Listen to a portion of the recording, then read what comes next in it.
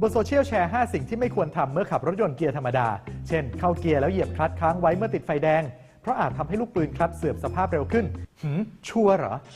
เรื่องนี้ถ้าจริงก็น่าตกใจและควรรีบบอกเตือนกันครับ แต่ก่อนจะแชร์ต่อต้องเช็คให้ถูกชัวร์ศูนย์ชัวร์ก่อนแชร์สำนักข่าวไทยอสมทเดินทางไปตรวจสอบกับนักทดสอบและผู้เชี่ยวชาญเทคโนโลยียานยนต์ครับ5 สิ่งที่ไม่ควรทำเมื่อขับรถยนต์เกียร์ธรรมดานี่จริงไหมครับอันนี้จริงครับเหตุผลเพราะว่าชุดคลัตช์ตำแหน่งที่เรากดแป้นคลัตช์ลงไปไฮดรอลิกจะไปดันชุดก้ามปูแล้วก็ไปดันลูกปืนเพื่อกดคลัตช์เพราะนั้นเนี่ยในการที่เรากดคลัตช์ไว้ทำให้ทั้งระบบของชุดคลัตช์จะต้องทำงานอยู่ตลอดเวลาเพื่อที่จะปลดกำลังจากเครื่องยนต์ไม่ให้ส่งผ่านมาเกียร์เวลาที่เราจอดติดไฟแดงเกียร์ธรรมดาไม่จำเป็นเลยครับที่เราจะต้องไปกดแป้นคลัตช์เอาไว้เกิดการสึกหรอทั้งระบบครับใช้เกียร์สูงขนาดความเร็วต่ำทำให้ฉุดกำลังเครื่องยนต์เปลืองน้ำมันได้ยังไงครับลองเปรียบเทียบให้เห็นภาพง่ายๆถ้าเราปั่นจักรยานที่มีตำแหน่งเกียร์เยอะๆถ้าเราใส่เกียร์ผิดเราจะรู้สึกว่าทางธรรมดาทำไมเราต้องออกแรงเยอะจังแบบเดียวกันครับเกียร์ธรรมดาเนี่ยถ้าใช้ตำแหน่งเกียร์สูงเกินไปเครื่องยนต์ก็ต้องออกแรงเยอะชุดเกียร์ในตำแหน่งฟันเฟืองแทนที่จะสามารถทดกำลังเข้าไปช่วยให้ตัวรถเคลื่อนที่ได้โดยที่ใช้กำลังไม่ต้องเยอะมากไม่ต้องเปลืองน้ำมันก็จะกลับทางกันกลายเป็น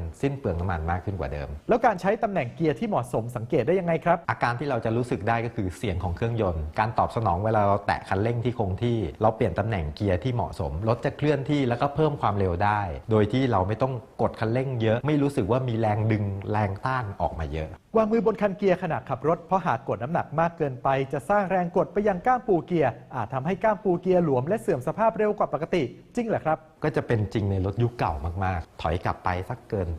30-40 ปีเพราะว่าคันเกียร์เสียบต่อลงไปยังชุดกลไกในกลไกที่อยู่ในล็อกตำแหน่งที่จะไปผลักให้ตัวก้ามปูมีการเลื่อนเปลี่ยนตำแหน่งในแต่ละตำแหน่งชุดก้ามปูนั้นจะเป็นปอกไปสวมล็อกเพื่อที่จะเลื่อนให้ตัวชุดเกียร์เปลี่ยนตำแหน่งไปยังตำแหน่งเกียร์ต่างๆปกติแล้วมันจะมีระยะที่เคลื่อนที่ให้ตัวกันได้เล็กน้อยแต่การไปกดมันจะทำให้ระยะเคลื่อนที่นี้ลดลงและทำให้แรงสั่นสะท้านส่งมาถึงมือเฟืองที่อยู่ในชุดเกียร์ก็จะถูกแรงกดสังเกตว่าในรถยุคใหม่ส่วนใหญ่แล้วตำแหน่งที่วางเกียร์จะถูกออกแบบมาเพื่อให้ภายในมีความกว้างมากขึ้นเพราะฉะนั้นท้ายเกียร์จะไม่ยื่นมาถึงตำแหน่งที่ผู้ขับขยับคันเกียร์ตำแหน่งที่วางเกียร์ในปัจจุบันจะมีแขนต่อเป็นก้านลิงก์หรือว่าสลิงเข้าไปเปลี่ยนตำแหน่งของเกียร์การวางมือไม่มีผลแล้วในรถยุคใหม่เร่งเครื่องขณะรถอยู่บนทางลาดชันเช่นสะพานเพื่อป้องกันรถไหลอาจทำให้คลัตช์ไม่ได้ยังไงล่ะครับถ้าเกิดเราไปออกตัวเลี้ยงคลัตช์บนสะพานโดยที่ไม่ใช้เบรกมือช่วยในบางสภาวะที่ต้องเคลื่อนที่บนทางชันหลายๆครั้งจะทำให้เกิดการสึกหรอมากกว่าปกติ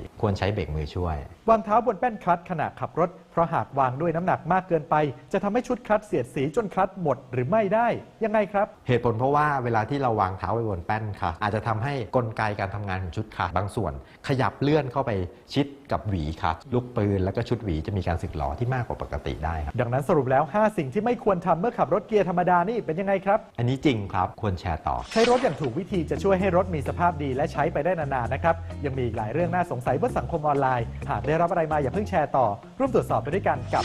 ชั่วก่อนแชร์ต้องแชร์ข้อมูลที่ถูกถึงจะมีประโยชน์